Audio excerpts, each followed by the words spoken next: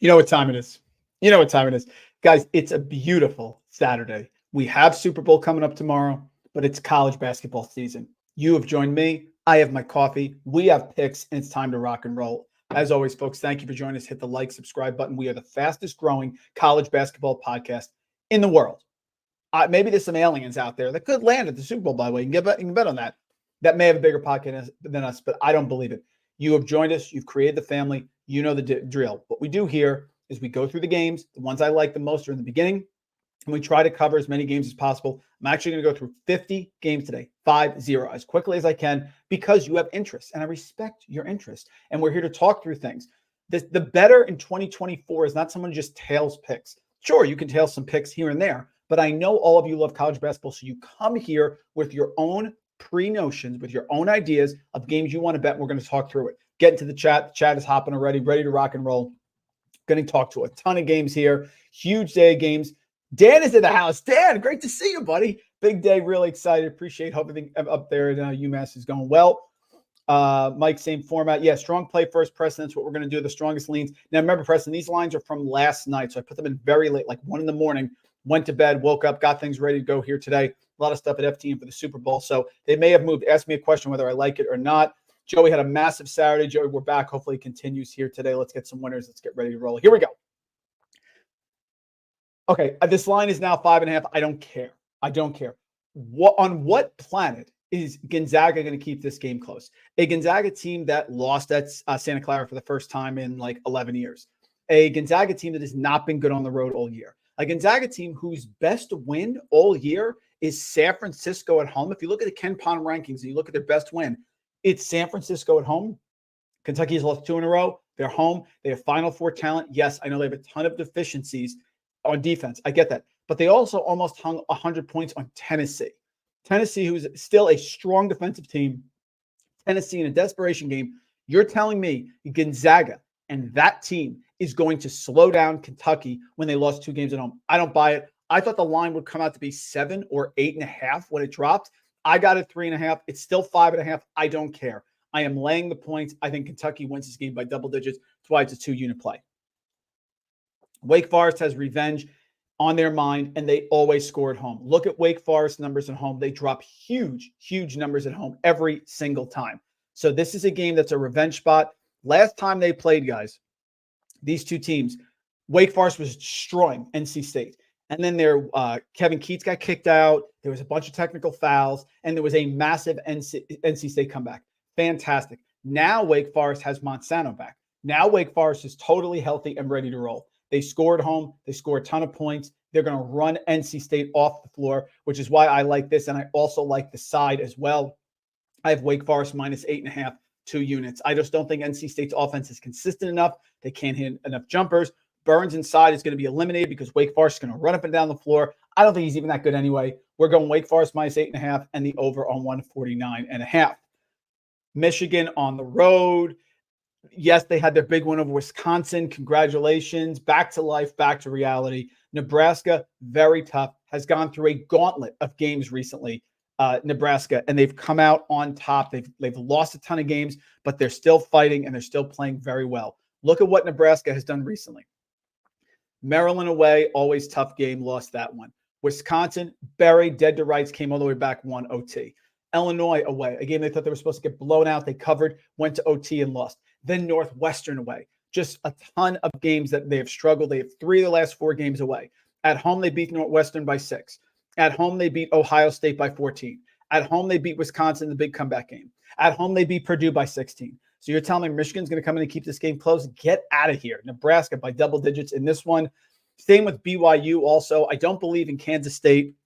Kansas State had the big one over Kansas. It's a rivalry game, but this is not a team that metrically looks good. If you look at their metrics, they're not great from three-point range. They're not great inside the arc, and they're terrible, lethal with turnovers. They are 350th in the country in offensive turnover percentage per Ken Pom. They had lost 4 games in a row. Iowa State, Houston, Oklahoma, Oak State, terrible loss, Oak State. Then they come back and they beat Kansas. That's great. Now you're going to BYU, a team that is extremely well coached by Mark Pope, a team that has done really well at home, a team that right now is really trying to make a run, 16-6, 4-5. They want to make a dent here in the Big 12, and they have the ability with the next 3 or 4 games at home. They have Kansas State at home. They have UCF at home. They have Oklahoma State away, which is a game they can definitely win. And they have Baylor at home. So if they can get 3 or 4 of those games, they're putting themselves right back for a top seed here in the Big 12 tournament. Tremendous job by Mark Pope. And you want to talk about metrics? They're top 10 in the country in adjusted offensive efficiency, BYU. They're top 25 in the country in adjusted defensive efficiency. They're great from three-point range. They're great inside the arc. They make their free throws enough. BYU at home over a Kansas State team that had the win of the season over Kansas, and now you're going to get your doors blown off. I like Columbia. I've liked Columbia all year. They've played well. They've competed.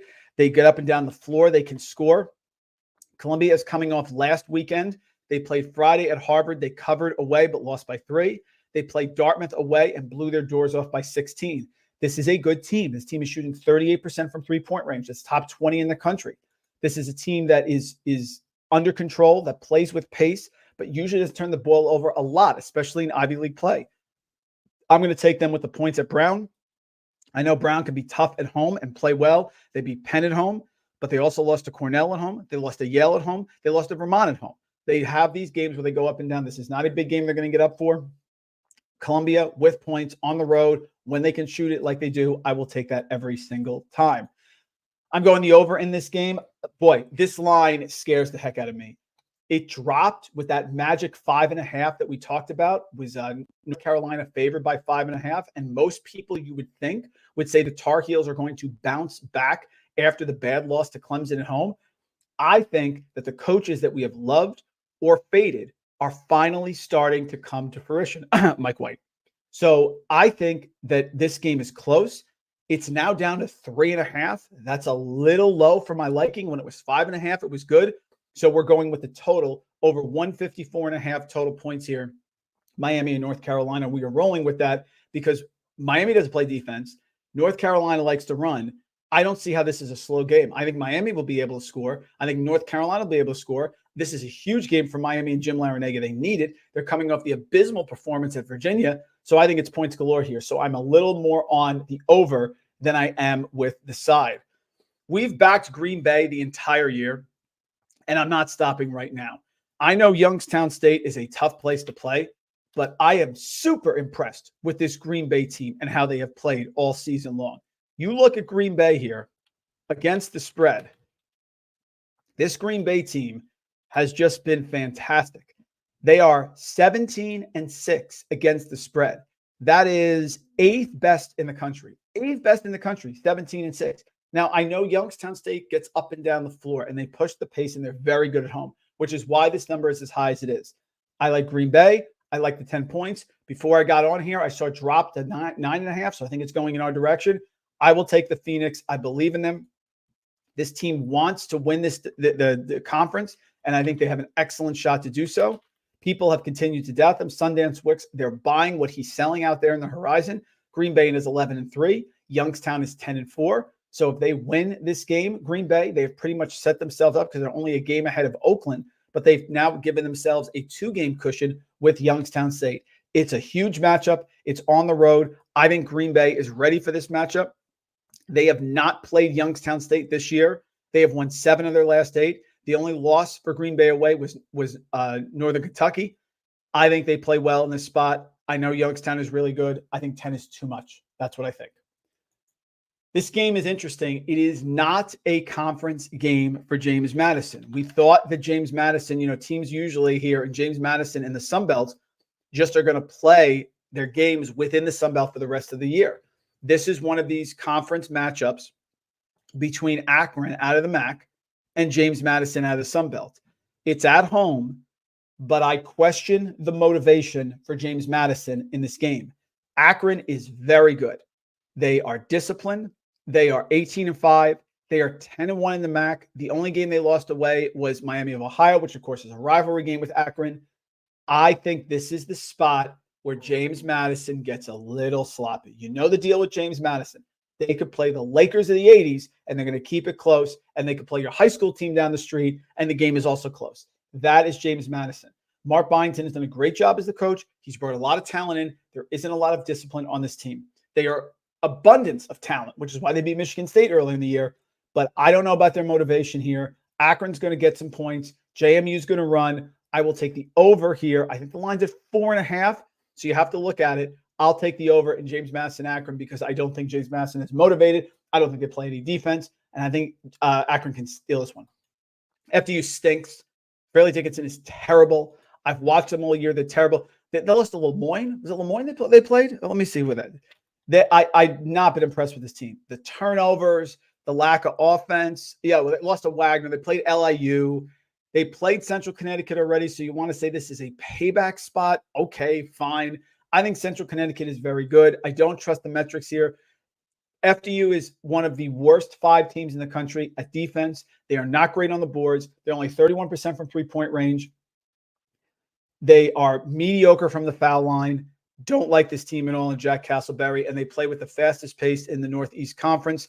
Here's Central Connecticut, who is 8-2. Look very good under Patrick Sellers. They're tied with Merrimack atop the NEC, so they're looking for a title. They have Lemoyne coming up, so there's no look-ahead spot here. They're coming off the nice win at home over Sacred Heart. They lost away to Merrimack, so they can't trip up here. I like this Central Connecticut team. They have a big-time offense. They're great from inside the arc. They're great on the boards as well. Fairleigh Dickinson is soft. They're going to push them around, laying 6, 7.5. I picked against High Point in their latest matchup in the Big South when they played Asheville because we were on Asheville and we got that one right. So I picked against them. I was impressed watching High Point. This team had the nation's longest winning streak coming in. They had won 17 of 18 games, including 3, 6, 9, 12 straight wins. Now they lost to UNC Asheville. No shame in that. This team is long. This team can make shots. They can make threes. They don't turn the ball over. Really impressed with High Point. High Point is a dangerous mid-major in the NCAA tournament. I think they bounce back here against Gardner-Webb. They did beat Gardner-Webb at home 85-76, but as we know from the law with Wisconsin and Michigan State, there are some teams that sweep their conference opponents, and I think High Point's going to do it to Gardner-Webb today.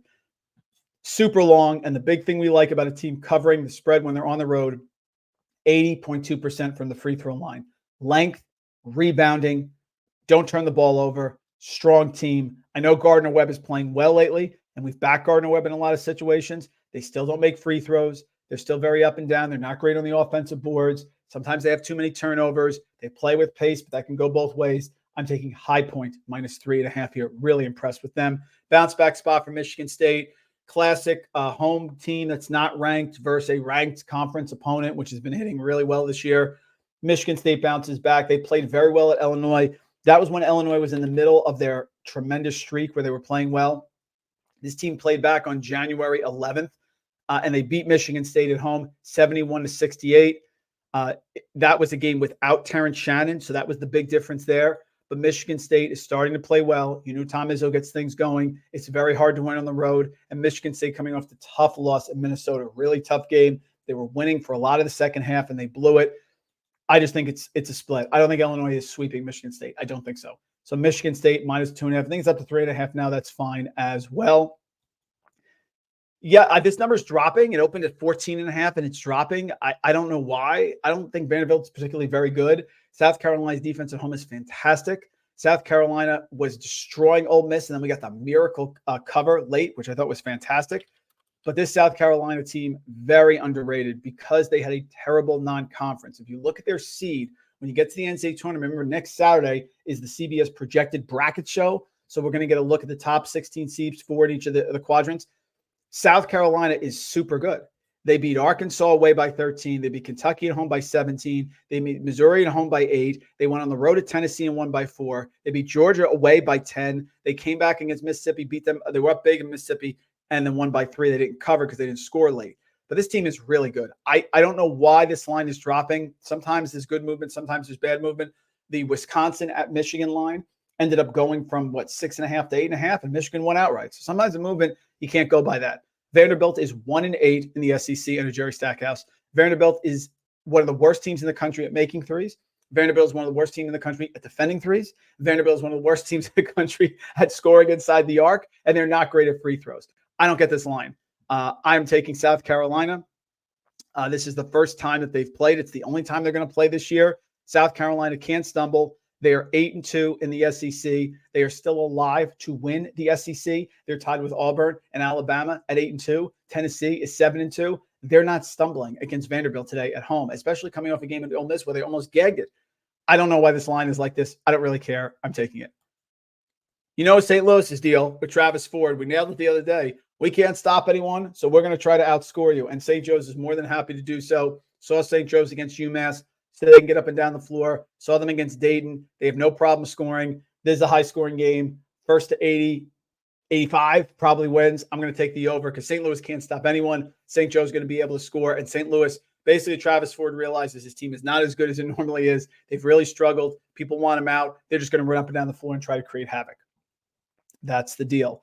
Okay, a couple more games to get to. Got this one yesterday. Clemson -2.5 against Syracuse. I think Clemson turned a corner. This is also the Joseph Girard revenge game, if you're into that sort of stuff. So Syracuse here has lost 3 of their last 5. They did beat Louisville at home, but they gave up 94 points to Louisville. So you want to go over here. I have no problem with that either. Clemson is 15-7. They are 5-6 in the ACC. They're squarely on the bubble of getting in the NCAA tournament. They need this game. They had a big win over North Carolina. They lost by 1 at home to Virginia. That was a bad loss. They lost by 1 away to Duke. So they've played well their last few games. They had that stretch where they're struggling, but they can still make threes. You know, PJ Hall is great. The Girard revenge game. This team is playing very well. Chase Hunter. They have Miami at home coming up. I think they get this one here. I think Clemson is trending in the right direction. So we're going with them as well. I'm not going to bet this one. This one opened at Xavier -1.5. It is now Creighton -1.5. You know I hate Creighton, guys, but we cannot just blindly fade teams every single time the entire year. At some point, they're going to win a game or two.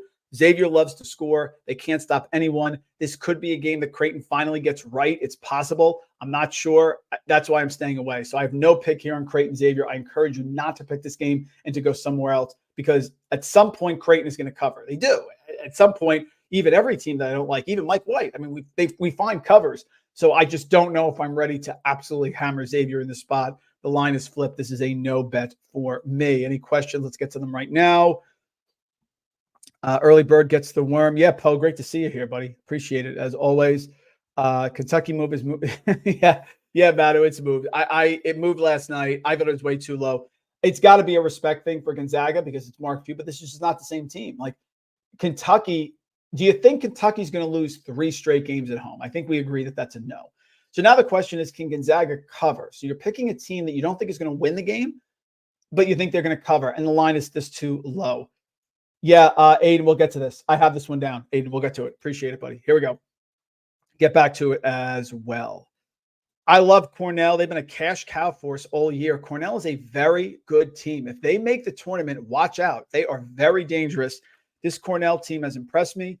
Now, this year, they're only 9-9 against the spread, but they're very tough when they're an underdog and when they're on the road. I have seen this Cornell team play very well, shooting 3-pointers. I know Yale is the class of the Ivy, but I think Cornell lines, for some reason, continue to be sold short. They are 17-3 Cornell. They beat Monmouth at home.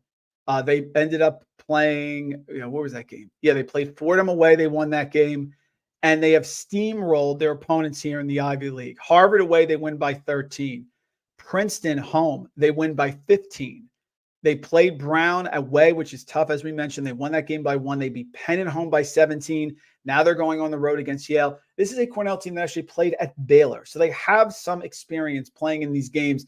I know Yale is the elite in the Ivy, but I saw this Yale team against Princeton. I was not impressed. I do not think Cornell is going to let the big man inside, Danny Wolf, go nuts. I just don't. The Bang is okay. He can be in and out and he can get in foul trouble.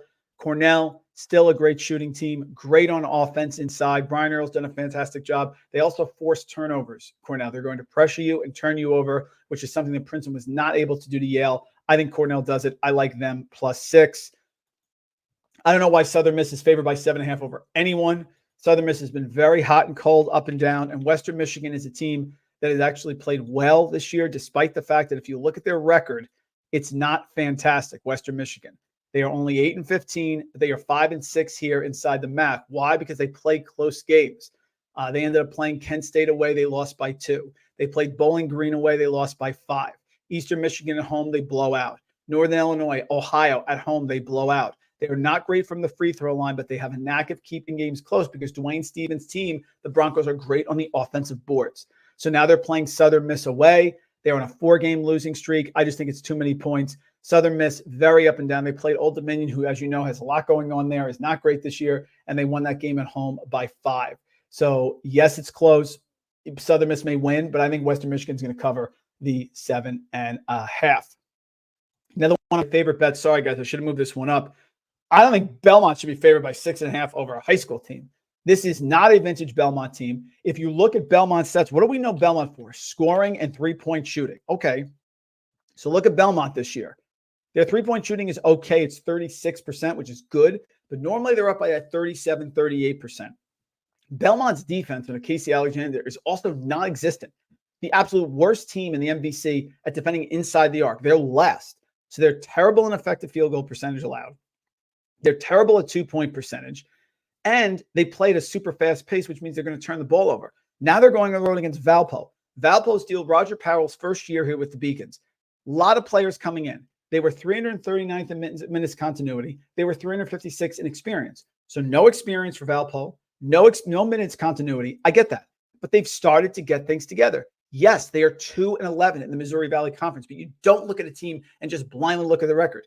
They are 2-11, and they are 6-18 overall. Look at their last few games.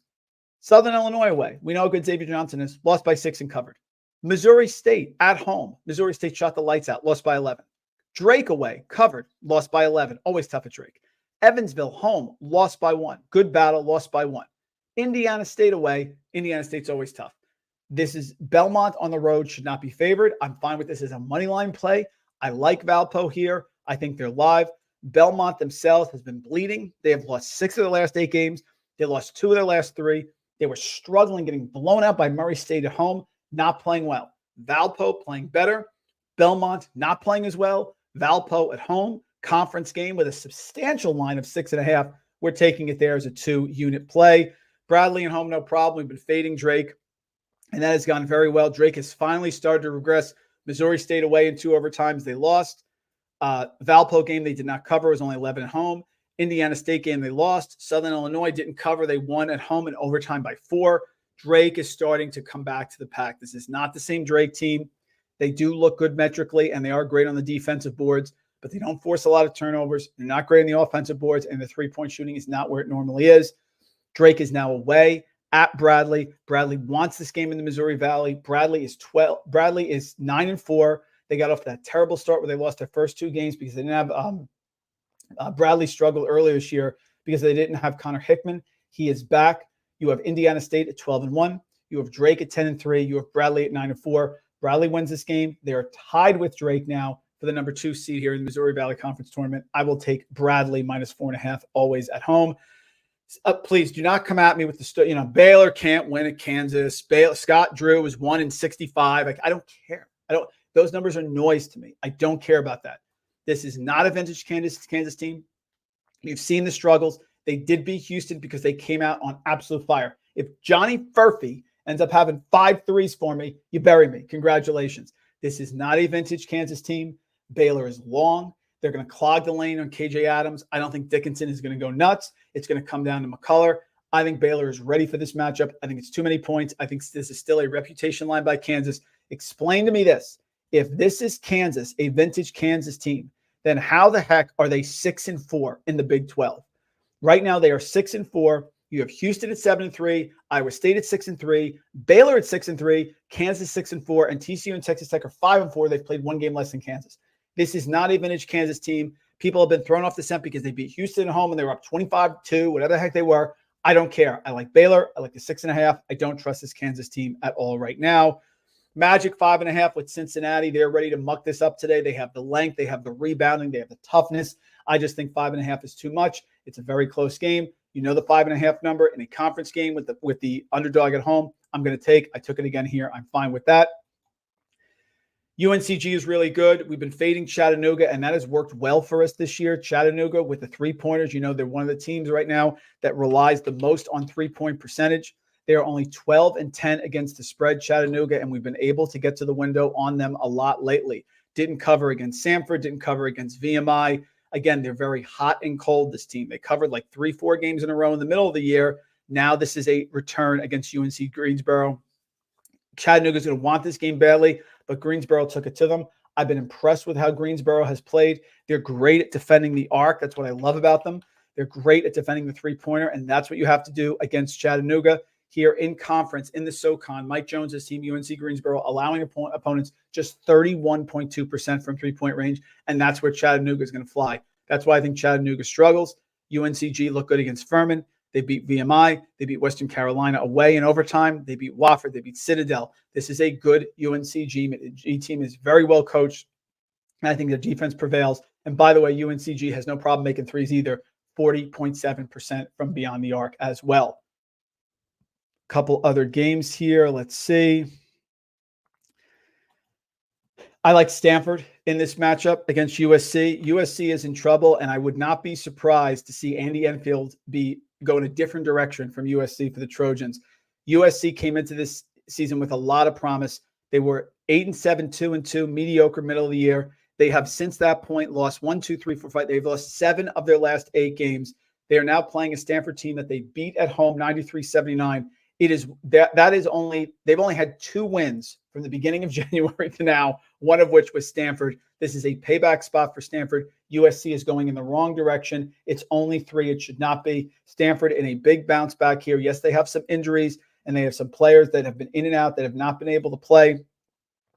But I am still very impressed with this team, especially when they have Jared Bynum on the floor who can make those threes. Stanford in a payback spot at home on a 2-game losing streak against a USC team that is bleeding. Thank you very much.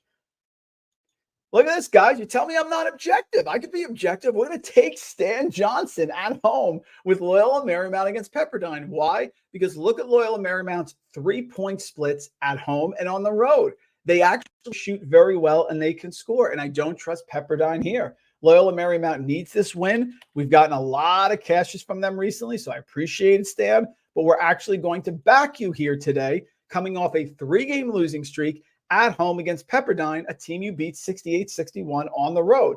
And in that matchup, that game against Pepperdine, they did not have they were still without Justice Hill in that matchup. So they're a little short-handed, but they got to the window. Why? Because they started making some threes. Dominic Harris ended up going 4 of 6. Leah Pepe did some nice things. Was great on the boards. Don't like Pepperdine. I am taking Loyola Marymount proudly at home -6.5. And you say I can't be objective, guys. Come on. I think that is pretty much it. Oh, the Auburn game. Yeah, I like Auburn here. Florida, Florida has talent, but I have not been impressed with Todd Golden. I really haven't. Their offense struggles. They're below 34% from three-point range. They're not great from inside the arc. They don't force any turnovers, Florida either. So here comes a super aggressive Auburn team. Now, Florida can hang with them on the offensive boards, but I like this Auburn team. This is a Final Four caliber Auburn team that is 8-2. You know they don't want to stumble here in the Southeast Conference. They're playing Florida.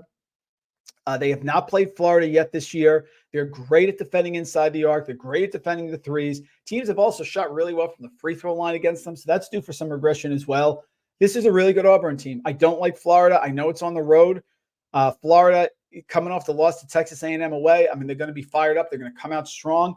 But I like Auburn in this spot. I like the defense. I like the length. I like the aggression. And if they make some shots, good night. This game is absolutely over. Arizona State got us at Colorado. You're not getting us today against Utah. Utah with a terrible, and I don't know what you got the line at. I got it at 6, so it was a push against Arizona, the triple overtime game. You're getting 6 points, you lose in a triple overtime game. What are you going to do? But I think Utah comes out and pounds Arizona State. I don't think Arizona State can get 2 straight covers at Colorado and at Utah, the trip of death. I just don't see it. I don't see it. I'm going to go under here with Indiana and Purdue. Rivalry game, second time they've played each other. The line is super high. It's 17 or 18.5. Just don't buy it there. So I'm going under on the 148.5 in this game as well. And I think that's it. Let's get to the games here. No, strong plays are in the front. I got them in. Let's see. I've learned with the number 5 to run. You got it. Yeah, just be careful, Sanderson, when it's that as well. Dan, what do you got for us, buddy? Totally good to bail. But yeah, I think I agree. Remember, Dan, with that Houston game, Houston got buried early, and then they played them straight up pretty even after the first 5 minutes. So, yeah, Kansas can get fired up. The fog can be great. I don't believe this is a vintage Kansas team. I think people and the odds makers are still looking at it like it's a vintage Kansas team. It is not. I just don't believe it as well. Yeah, Sales, I think Kentucky rolls today. Totally pounding them as well.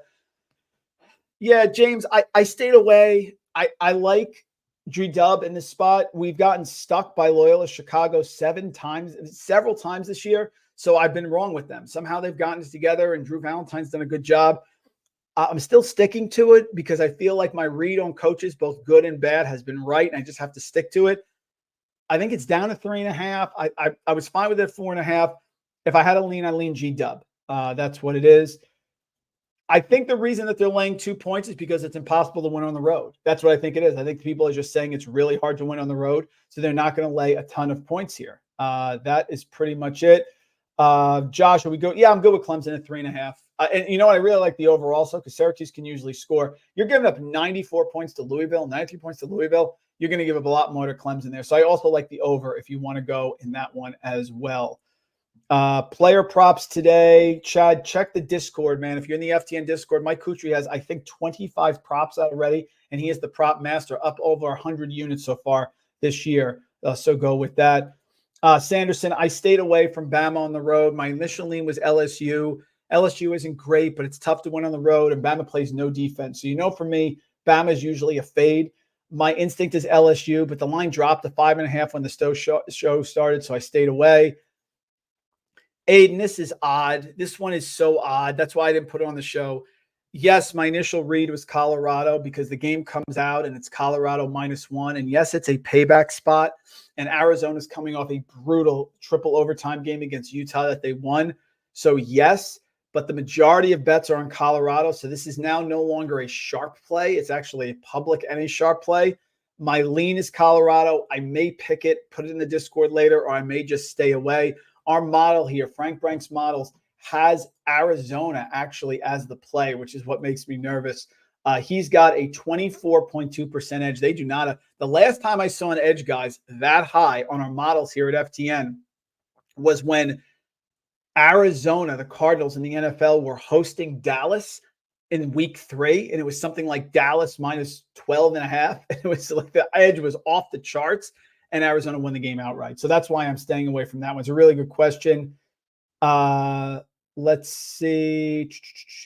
South Florida. I love South Florida. I really love this team a lot. And yeah, that's a possibility. It's not one of my top plays because I get nervous on the road, but I love this South Florida team. They've played so well for Amir Abdul-Rahim. They had the big win at home against Charlotte. I'm fine with that one against Rice. They did beat Rice at home. It was close. It was only 8 points.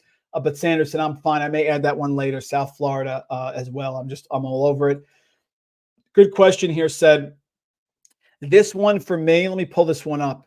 I also had this one as a possibility. Let me pull this one up here. Sorry.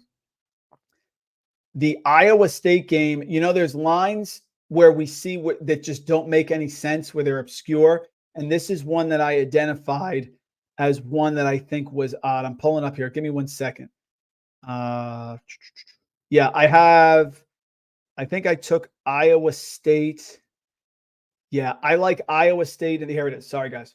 Yeah, I like Iowa State -6.5. This is one of these lines where you're looking at it. TCU has played really well. They've been competitive, but it's Hilton Magic at home. TCU likes to get up and down the floor. Iowa State can control this tempo, which I think they will. This is a weird line to me because I think when you look at it, if you love college basketball and you followed it, you look at a line like this and say, why is TCU getting 6.5 points? Because I think Iowa State is that good. Iowa State can still win the Big 12. They're going to pack the house tonight. Hilton Magic, TCU, offensive struggles, turnovers, blah, blah, blah, blah, blah. I'm taking Iowa State -6.5. Thank you for bringing that one up. I appreciate it. That was one that I left off. I apologize.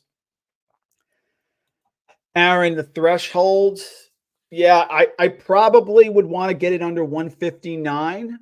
I'm fine with 158, 158.5. That's the area I'm comfortable. I know both teams are getting 80 here. So we get up to 159. That's where I would be a little bit concerned. Yeah, Drew, I'm going on this one also. Talked about this one. I am going with, where is this game?